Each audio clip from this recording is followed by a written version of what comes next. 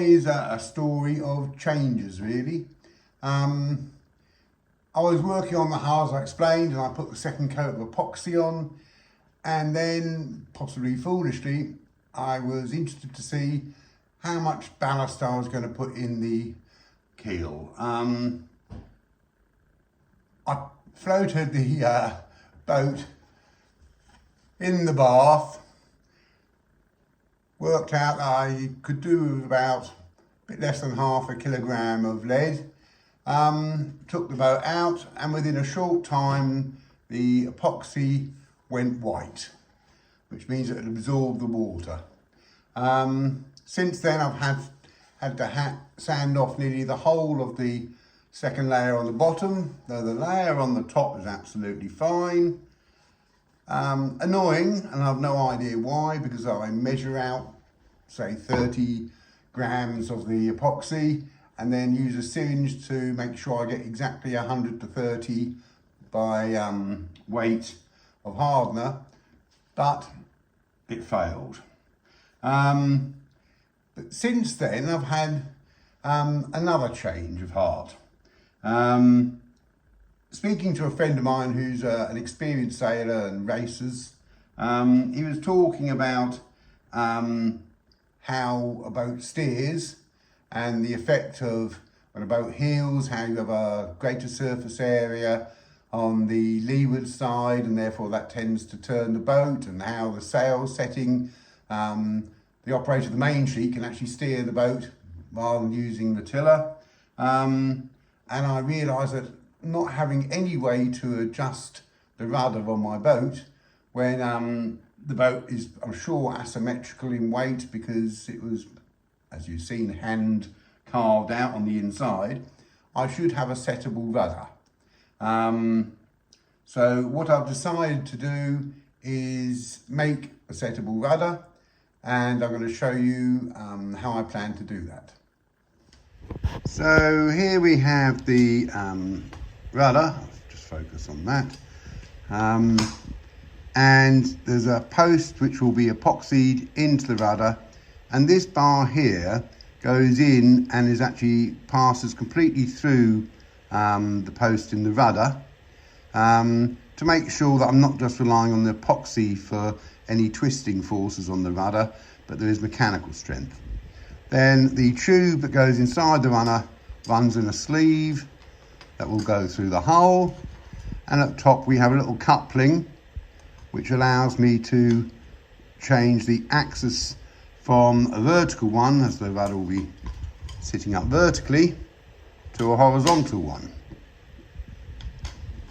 That horizontal bar has a silver soldered little piece of brass on the end there, which will run in this bit, which has, see that, a slot that it runs in and two screws that will allow me to set quite accurately the angle of the rudder. So the next thing is to take the boat,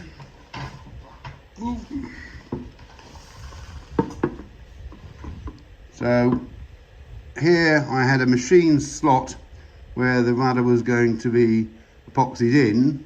I'm now going to open that up, make a piece of wood to fill it in a good fit, epoxy that in, and then I'm going to drill through all the way through to the deck to take the rudder sleeve.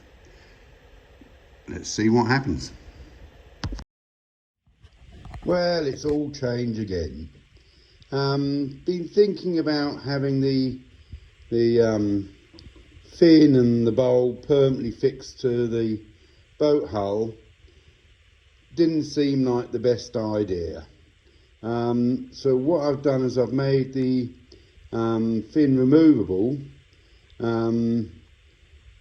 Drilled into the top is a long hole that is going to take a piece of studding, M5 studding, which will push through a brass sleeve in the keel and be secured by a knurled nut at the top. Also, another major change, I was thinking about making my own lead casting for the bulb, but the amount of time, effort and cost of making a former in wood on the lathe, sanding down, smoothing off, then making a mould in plaster of Paris, making sure that was completely purged of any air pockets for safety purposes. It just seemed like too much work. So I actually purchased, for the sum of about £40, a ½ kilogram lead bulb. But it had a much smaller slot in the top, a 4mm wide slot than the width of the fin I've constructed. So what I've done is I've made a tongue that fits in and is held not only by epoxy, by 2 pins which go all the way through, and then the tongue is held into the fin by epoxy and another pin, because the last thing I want to do is leave my bulb somewhere on the bottom of a boating pond. Meanwhile, awful lot of priming and sanding and things like that from the hull, which I shall show you on the next section. Well, it's time to do some assembly. So we have the parts for the rudder and for the hull. So the rudder, a couple of washers. I hope this all goes together okay. We've got a tube cemented, epoxied into the hull. The rudder pushes through, and a little washer I turn down. Now to hold it in place at the moment, I've just got a very small piece of bent wire. I shall be making up a spring clip of some sort. So push that through to hold that. Then the lever arm, if I can get it in the right place.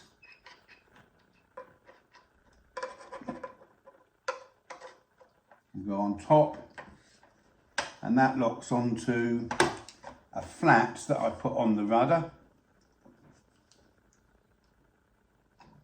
On the rudder post, sorry, not the rudder.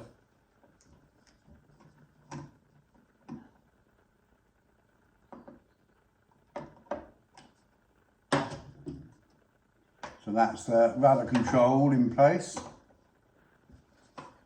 Then of course the brand new bit is the fin with the bulb, epoxied in a piece of studding,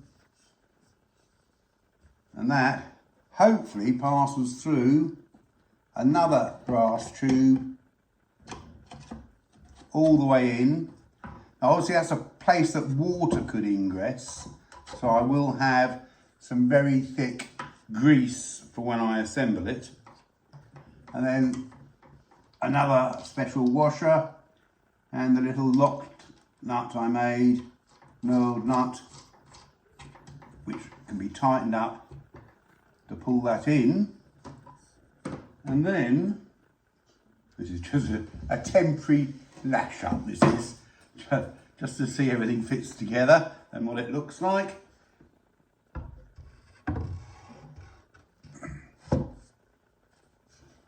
We have something that is starting to resemble a boat. Steerable rudder, removable bulb keel. Mast hull is at the moment covered with, mast hull's here, with fiberglass. When I finish the painting, we'll be able to put the mast step in. But now, as you can see, quite a bit of filler added.